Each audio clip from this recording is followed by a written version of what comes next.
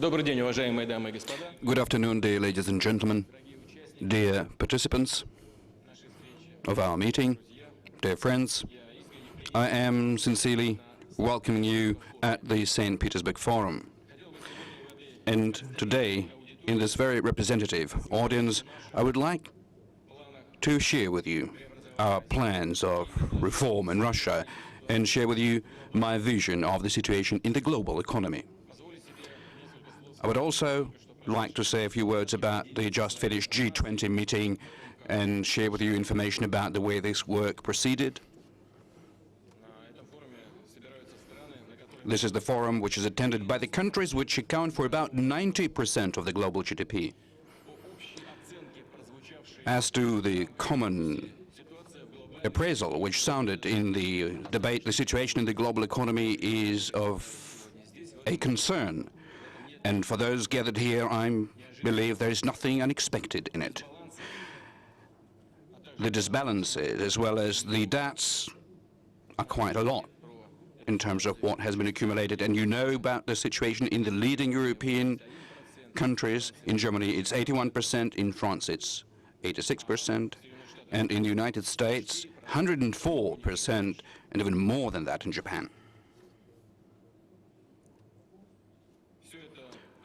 All of this together undermines the trust on the part of the businesses and creates the nervous sentiment amongst investors. Alongside with the deficit in finance and budget, unfortunately, we also see the shortage of resolute action. We see how many principal and obvious steps are stranded under the cold feet of the political party and lobbying contradictions because of the current political situations and the current political agendas in the leading global economies, and half measures only further exacerbate the situation. Risks are growing in Europe.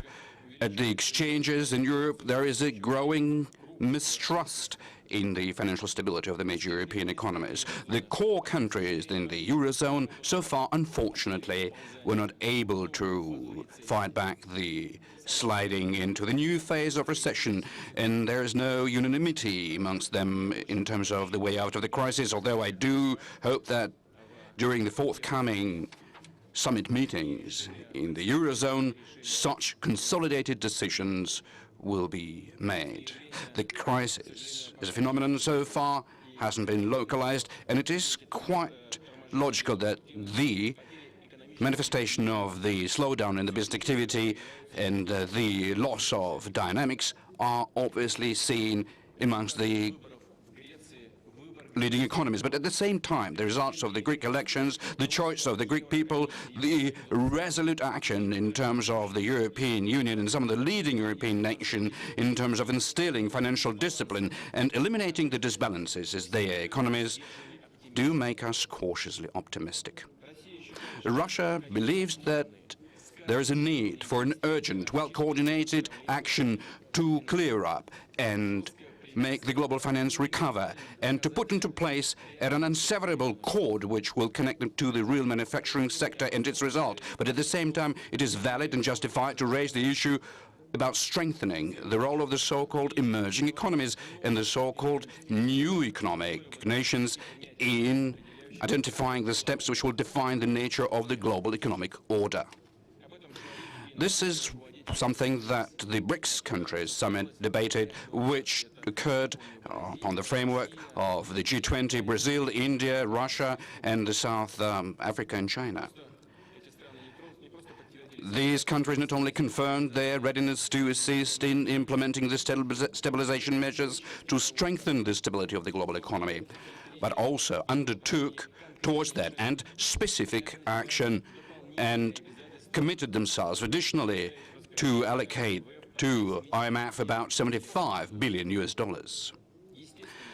Quite naturally, we wish to be able to have a say in how this money is going to be disposed of. And we believe that from just talk, one should switch over to realistic working on the IMF reforms and other international financial institutions to the kind of reform which would take into account the new economic landscape. And overall, one should talk about producing renewed and viable rules of the international trading and mutual investments, about the real resolution of the issue of sustainable development, certainly including the energy security. I should underscore that all of these themes we intend to make topical and actively promote them in the course of the forthcoming Russian chairmanship in G20 in 2013. And we have proposed to our partners to get together specifically here in a year's time in St. Petersburg. But on a larger scale of things, the time has come for the G20 to fully adopt the burden of effective leadership. It means that G20 should not turn itself into yet another elite club, which is taking care only of its members. Selfishness and behind-the-scenes dealing won't add to stability and trust. The G20 is called upon to become the kind of place where fair game rules are being worked out for the sake of the stable development of the whole of the global economy.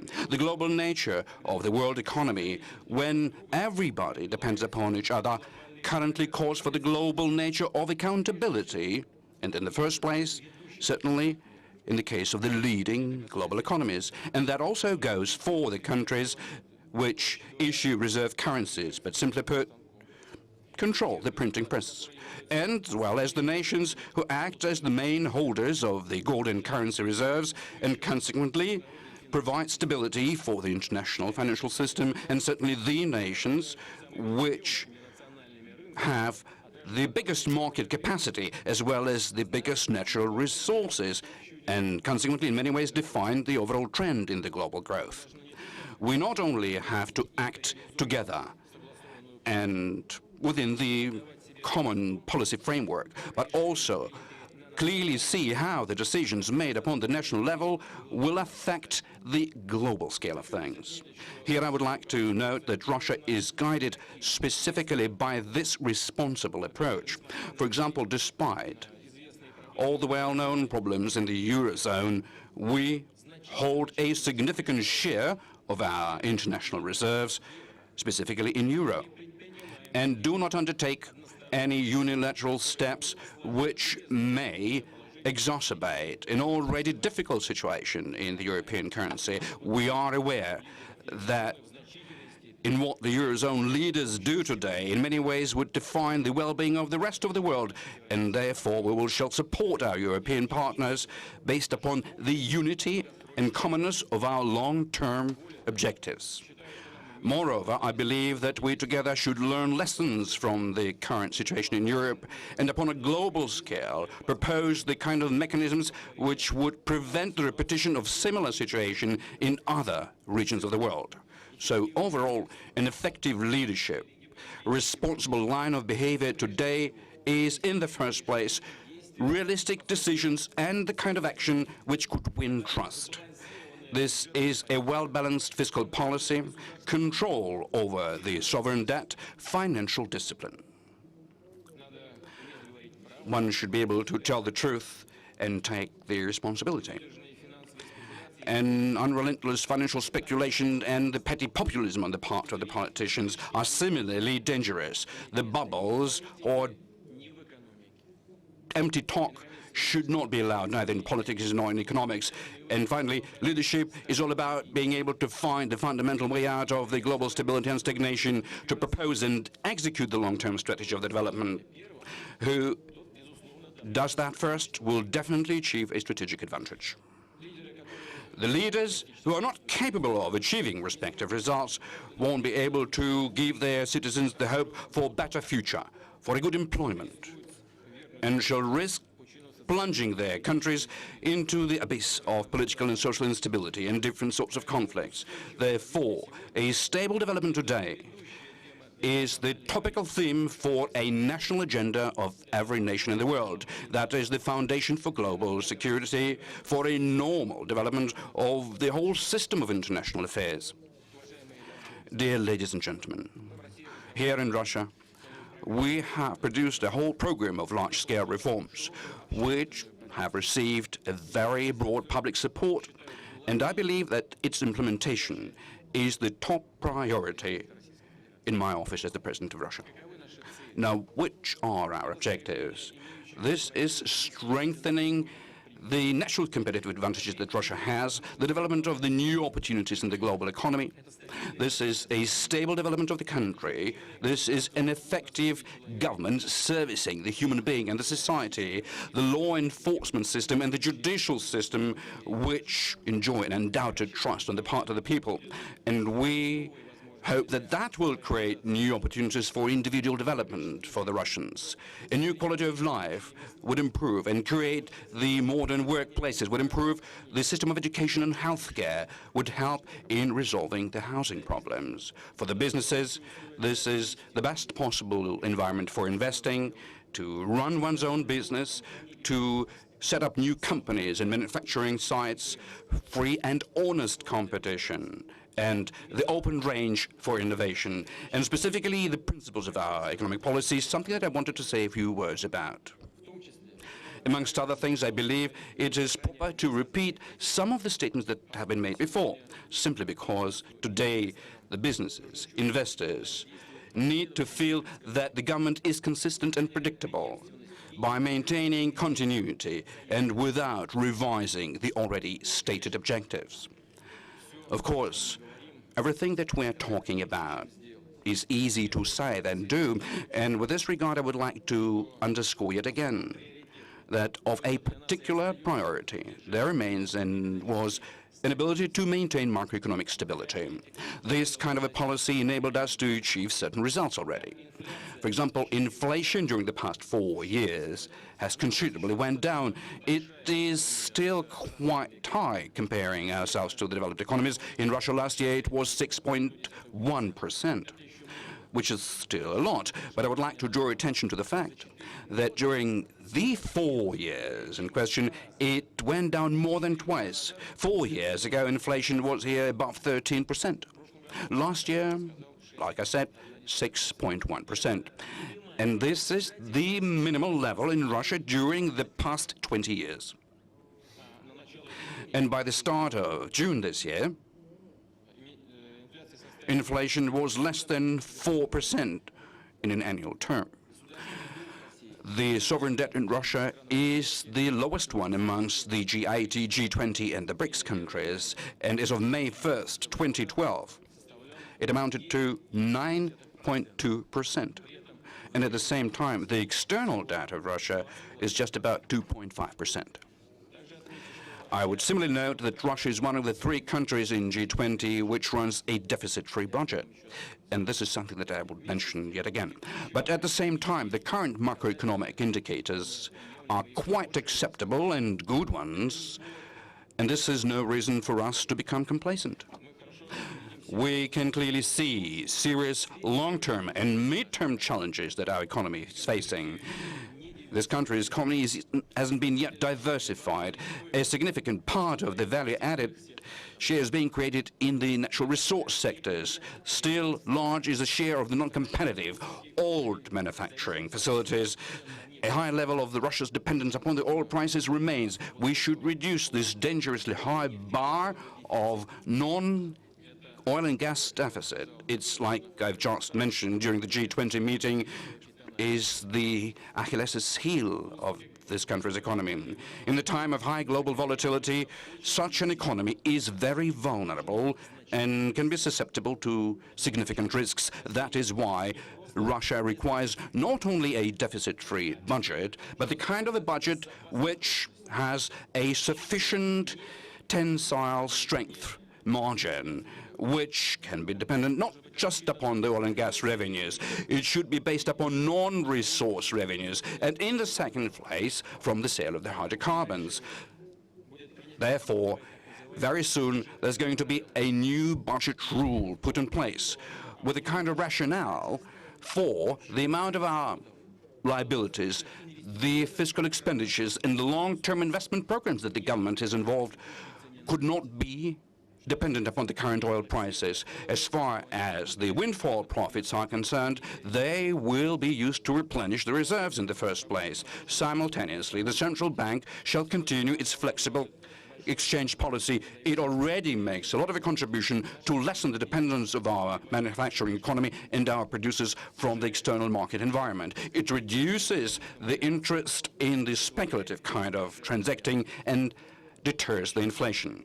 Please note, we will not step away from the principle of the free movement of capital, and we're not going to introduce any sorts of limitations here.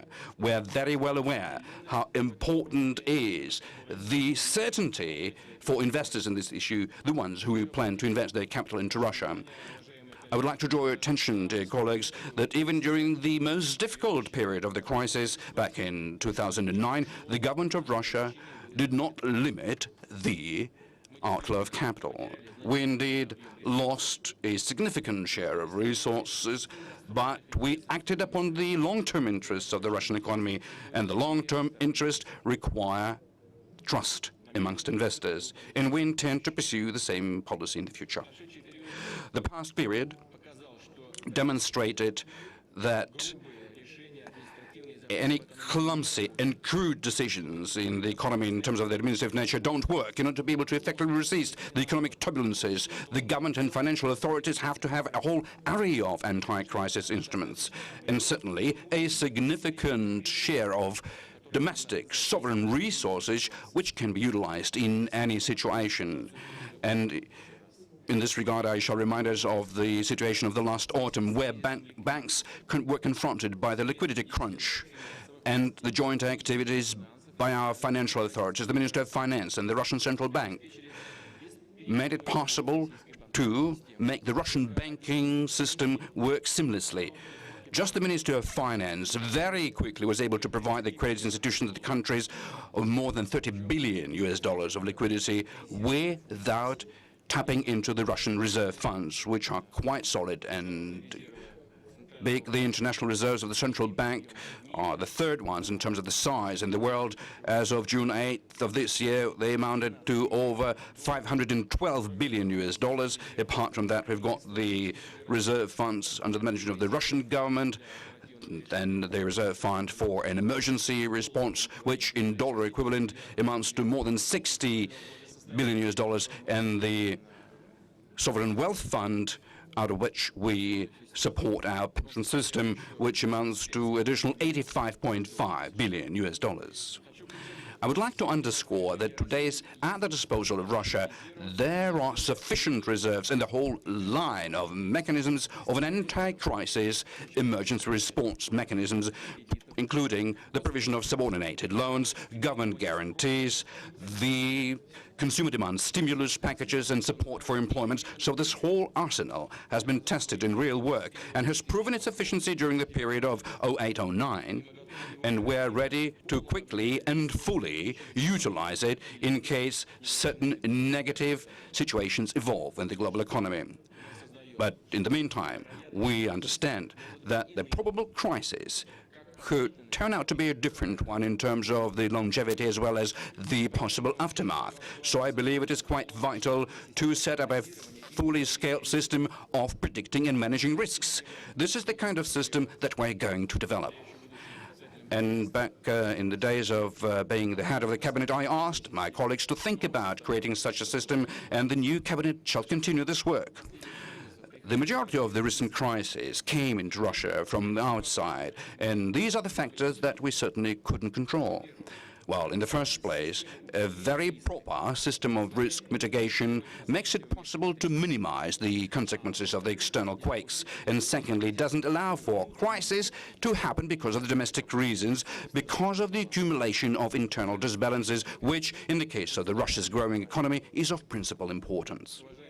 Dear ladies and gentlemen, strengthening the potential of the set of measures of rapid response, we simultaneously believe that the fundamental decisions can be made in the area of building new economy. The economy which could be stable to different shocks, the kind of economy which could demonstrate high rates of growth against very difficult external environment. The Russia's GDP growth, considering the results of 2011, was 4.3%, which is the highest rates of growth amongst the major European economies and one of the highest rates amongst the leading global economies. In front of us amongst the major economies only China and India. Now, in as far as unemployment is concerned, another very important indicator, not only of the social well-being, but the economy itself. In May, it went down in Russia to the level of less than 5.4%, which is much lower than before the crisis. I shall remind us that in the very same Europe, unemployment is at 11%, which is the maximum figure during the past 16 years. Although in Russia, not everything is so good looking, because although the unemployment is at a low level, like I said, 5.4%, but in between the regions, it looks differently. Let's say in the south of Russia, in the northern Caucasus, in some of the republics, it is still too high. But generally, throughout the whole country, I shall repeat, this is the kind of indicator which is looking good. But this kind of a low unemployment means that the extensive opportunities and resources to grow because of the free capacities and available labor force have been completely exhausted. And the future development is possible only upon the basis of a high investment activity, high labor productivity, the modernization of the currently existing, and the creation of new manufacturing facilities and workplaces. Now, what are the landmarks that we're going to target? By 2020, in Russia, they should be established or modernized amongst the currently existing workplaces in the overall number of 25 million, which should displace an archaic, ineffective employment from our national economy.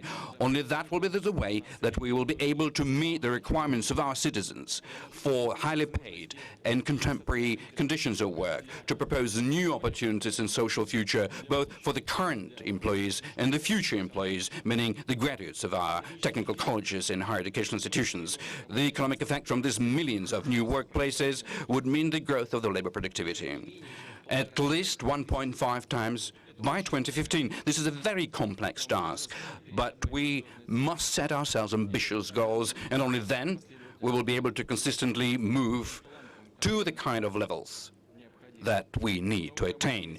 The new workplaces would mean principally new structure and sustainability and stability in the economy that would be improving the share of the high-tech industries in the country's GDP, the minimum 1.3 times by 2018. And at the same time, Russia should declare itself as an exporter of innovative products and services. The new workplaces are being created, certainly, through investments. And we need to grow this volume by 2018 up to 27% of the GDP. Now, is it big or small? I believe that this is an absolutely realistic objective, meaning to say that today we've got 20%, so we need to raise this level by 7%. And certainly, when we talk about investments, we first of all mean private investments. We are fully aware that we need to propose to investors an exclusive kind of a term and condition and fight for these investments in order for an investor to choose in favor of Russia. That is why the key issue of the government policy we believe to be a creation not only of a favorable, but in full sense of this word, the better, the best possible competitive environment. And by the end of the current decade, Russia should enter the top 20 countries with the best possible and comfortable business environment. This is also a very difficult, ambitious goal, considering our position today. There are already available very specific roadmaps to eliminate administrative barriers in such areas as getting connected to power supplies, in the area of construction, when going through customs clearance, when registering foreign trade transactions, when incorporating a company, when submitting your tax return. And I would like to particularly underscore that this is the work we do together with the leading business associations in the country as part of the so-called the National Business Initiative. And the results of our common efforts are, undoubtedly, should not be put to waste. From the practical implementation of these roadmaps, a lot shall depend. And there is a need now to have a particular control, both on the part of the government as well as on the part of the public and the businesses themselves. That is specifically why an important decision was made to set up a special commission to implement this national business initiative. It will include representatives of Russian and international business and heads of ministries and government agencies. But as a former politician once said, if you want to ruin something, create a commission. We understand that, and we bear this in mind. We understand that it takes time to perfect a system of state services for business, whereas current problems when businessmen face violations of their rights, bureaucratic pressure, corruption, administrative barriers, etc., need to be addressed even today. And that's why also in consultation with the business community, we are creating in Russia a new special institution, Ombudsman for the rights of businessmen, both Russian and foreign. I want to emphasize this. He will have the power to defend the interests of business in court, to suspend normative acts of government, and within those powers will be able to go to court to seek suspension of specific actions of government officials. Of course, legislation will have to be adopted to that effect. I see that we have here in the hall members of the State Duma, and I request that they take appropriate decisions. Following consultations with the business community, we have decided to appoint as federal ombudsman for business Mr. Boris Titov, who is president of Delovaya Rossiya Business Russia organization. We conducted a kind of poll, and practically all members of the business community named among the candidates Mr. Titov, and the president's decree will be signed in the near future. The Office of the Federal Ombudsman for Business will start functioning in the coming weeks.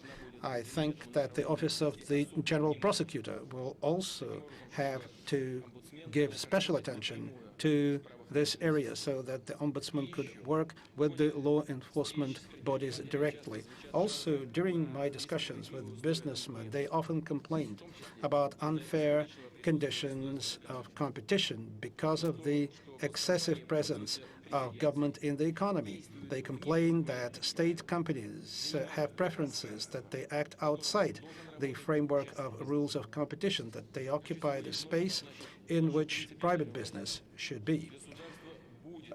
Our position of principle is that the government will take consistent steps to withdraw from a number of sectors and assets. The plan for the privatization of federal property has been approved and will be implemented. Similar privatization plans should be adopted at the regional level. But let me emphasize, first of all, that this should be some kind of privatization having nothing to do with the practice of loans for shares and other dubious schemes that were used in the 1990s, when state assets created by the previous generations of our citizens were acquired as a result of closeness to the government, to the administration, very often at a very, very low price, and very often at the expense of the government, with the government money. And as a result, this distorted entrepreneurial motivation, it had an immoralizing impact on the business community. It created systemic problems, including problems at the psychological and mental level. It is difficult to expect respect for property improperly acquired. And let me recognize that recent steps show that since that time, since the old times, little has changed. I regret to say that, and so it is clear to us that the new privatization must be one that would be accepted by the Russian society. It should be understandable, honest, and fair. It should be based on open, competitive sale of government state assets to the best buyer at a real price. Only if we follow all these principles can we have adequate budget revenue and create effective property owner who will not look for reselling the property, but who will want to develop production, to increase production. And it's very important to have public respect for the institution of private property. for values such as economic freedom and business initiative. It is on the basis of absolute public trust in these values that we will be able to create effective guarantees of inviolability and protection of private property, and to qualitatively change the work of the law enforcement and judiciary system, to do everything necessary for them to defend the interests of good faith economic players rather than be a tool for pressure on business. Honest and fair privatization, breaking the link between the government and property, will also be a real and strong anti-corruption measure.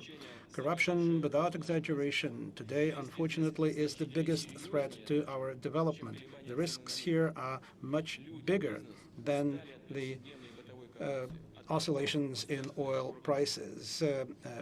The people and the businesses are tired of routine corruption, of kickbacks in government bodies and in state companies. This is something that we need to address. This is something we've been emphasizing for some time. This is a difficult problem, but we cannot ignore it. We cannot pretend that the problem does not exist. We need to discuss it, and we need to look for tools to address this problem.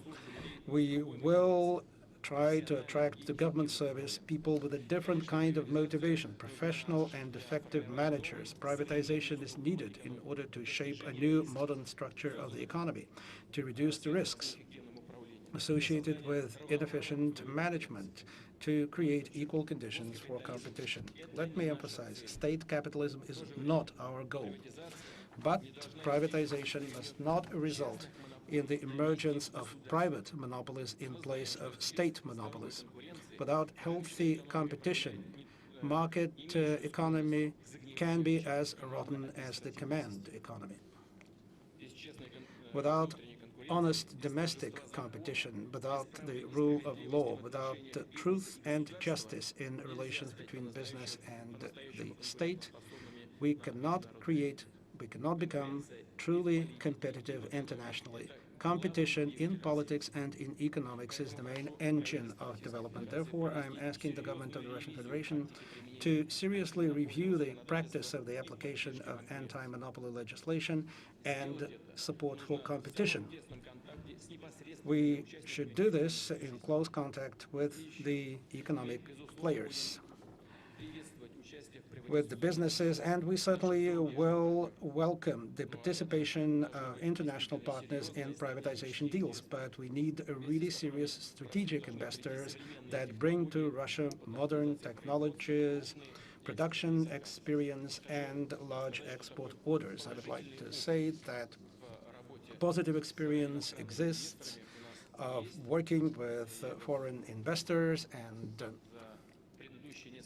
over the past few years, for example, in power generation, we have been able to take important steps together with international investors, and despite the fact that after the acquisition of our power generation assets, the world faced the crisis, the global financial and economic crisis, all of our foreign investors who invested tens of billions of dollars in our generation capacity acted very courageously, very professionally, and I hope that this joint work with the Russian state and regional and federal authorities will continue not only in power generation but in other areas as well.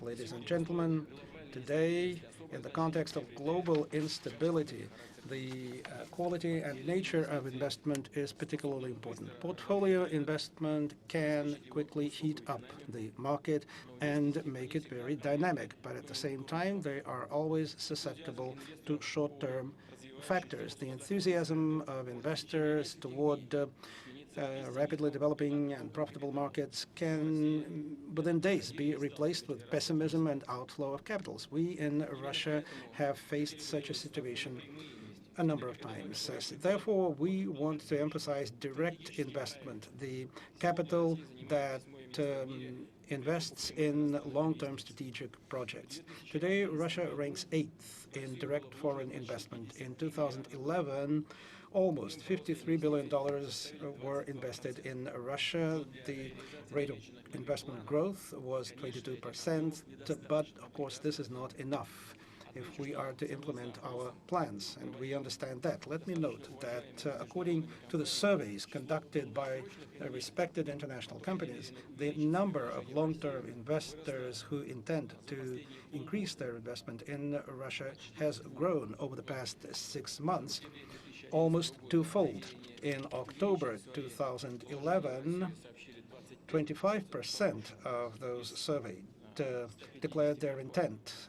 25% of the 150 company leaders and investment funds announced their intention to increase investment in Russia, whereas in April 2012, already 48% announced this intention. This is an almost twofold increase, and we will certainly support and welcome this. A year ago, here at the St. Petersburg Forum, Dmitry Medvedev announced the creation of the Russian Direct Investment Fund. Let me inform you, ladies and gentlemen, that this body has been created and is working. An expert advisory council has been created for this foundation, including leading representative of the global investment community. The first deals have been done in the amount of $1 billion. Out of that amount, $800 million are monies from international investors. Practically all international capital centers, the Middle East, China, Europe, United States, and Australia are working with this fund. And 2 weeks ago, during my visit to China, we completed work to create the Russian-Chinese Investment Fund that will manage from $1 to $4 billion. We will also continue work to create in Moscow an international financial center. We are under no illusion here. We are realistic, but at the same time, let me note that the Russian financial system has been evolving quite rapidly over the past years, despite the problems that are currently experienced by many American and European financial institutions. We have in Russia a growing accessibility of financial services for businesses and for individuals. There's been a 43% growth in loans to individuals and 30% growth in mortgage loans. As of June 1st, 2012, loans to individuals amounted to 6.4 trillion rubles, or 10% of the GDP, and loans to businesses have grown by 25%, and they amount to 34% of the GDP. Let me note that we fully understand the risks associated with this growth of credit. Over-leveraging of individuals in the United States is extremely high, and this is creating big problems for the U.S. economy and for the budget, because very often those loans were guaranteed by the government, and that, of course, affects public finance. We fully understand that, and we will work very cautiously in this regard. There is a growing trust in our banking system. Over the past year, deposits in banks have grown by almost 25%, and because of lower inflation, depositors today are less worried about the buying power of their savings. The deposits by individuals amount to 12.5 trillion rubles, or 22% of the GDP. In order to make the Russian financial and commodity markets more competitive, a number of important steps have been taken. For example, the exchanges MMVB and RTS have been merged, and this has created preconditions to create in Russia one of the biggest international exchange platforms that will shape the prices for Russian assets and resources. We have done some other important things in this regard, too. A law has been adopted on the central depository, which is in effect since January 1st, 2012. A law to counter inappropriate use of inside information and market manipulation, a law on clearing and clearing activities, and on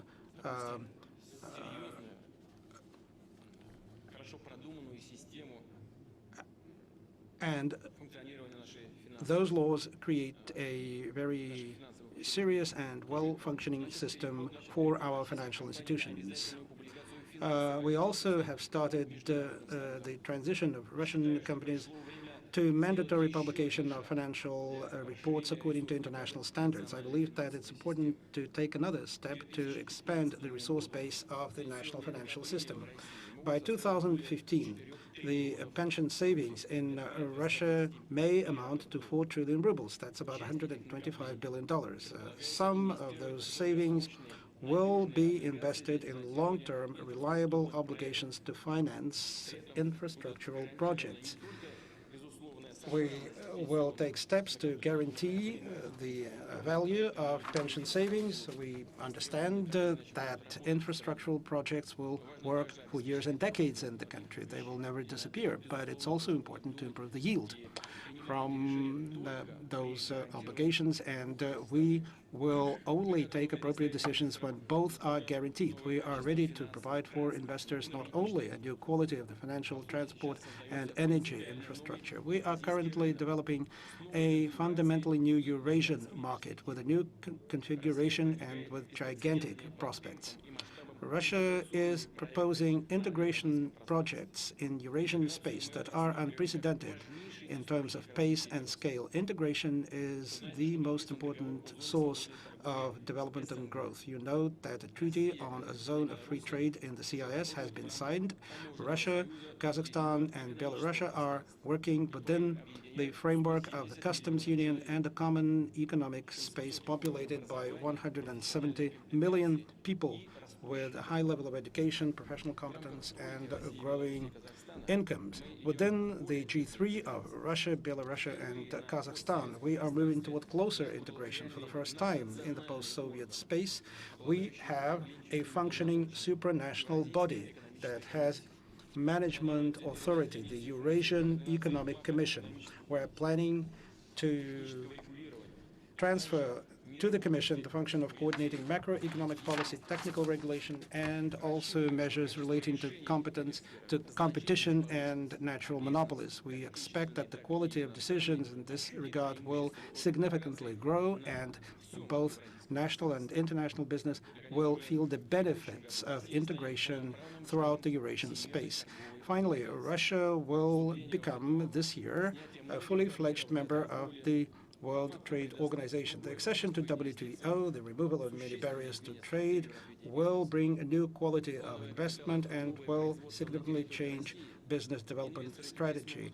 In investing their capital in new production in the territory of Russia, the investors will be able to look not only at the Russian markets, but at international markets as well.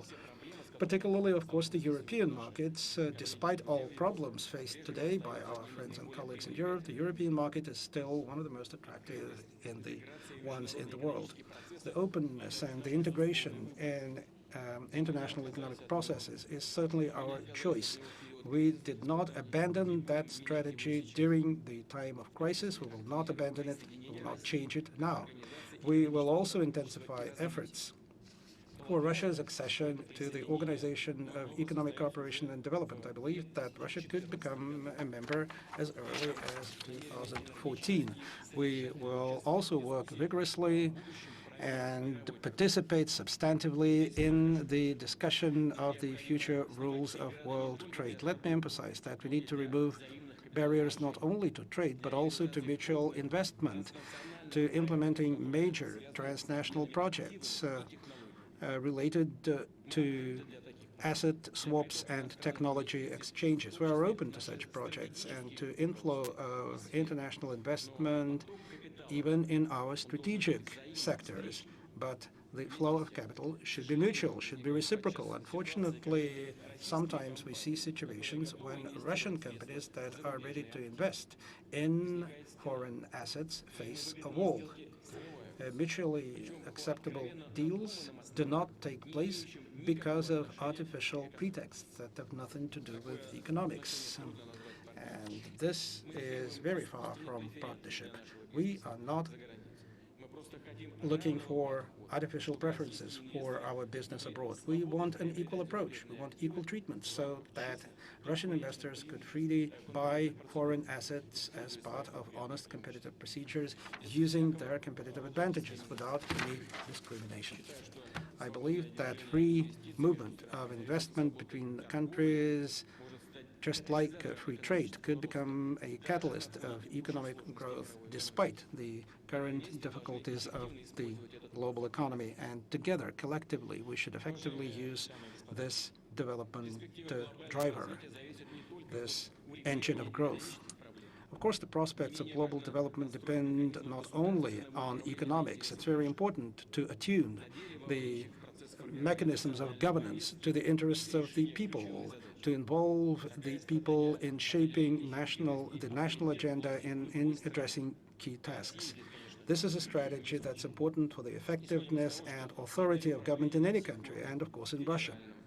The model of governance at all levels, federal, regional, and municipal, should be in conformity with the new quality of our civil society. Civil society that has grown as a result of a decade of stable economic growth in our country. This is a healthy process of development. We fully understand that without a mature civil society, we will not be able to build a modern economy. And the state must move toward the society to be open to dialogue. It is only on this basis that it's possible to assure mutual trust and stable development without upheaval and without dead ends, without dead-end conflicts.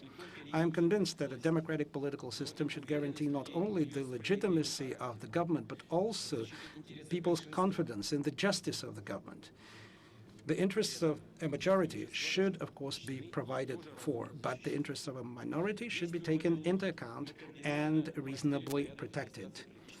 Within this logic, we have dramatically simplified the procedures for the registration of political parties. Now, very different political and social forces can legally advance their views and convictions, and in addition to this, the citizens of Russia will be able to actively participate in the legislative process, not only delegating their powers to Parliament, but also to initiate legislation. Any public initiative that will gather at least 100,000 authorized signatures on the web will have to be submitted to the federal parliament for consideration. We'll continue to perfect the mechanisms of our democracy using also the modern technologies of outsourcing.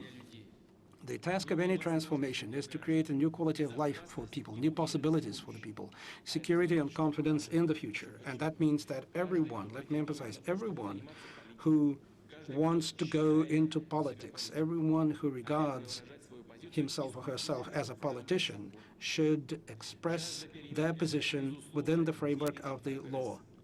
The yearning for change is, of course, a driver of progress, but it can become counterproductive and even dangerous if it results in ruining civil peace and in destroying the state. We should understand what in our political system can and must be improved, and which values and institutions are so fundamental and so important for the state that they cannot be revised, cannot be changed in any way.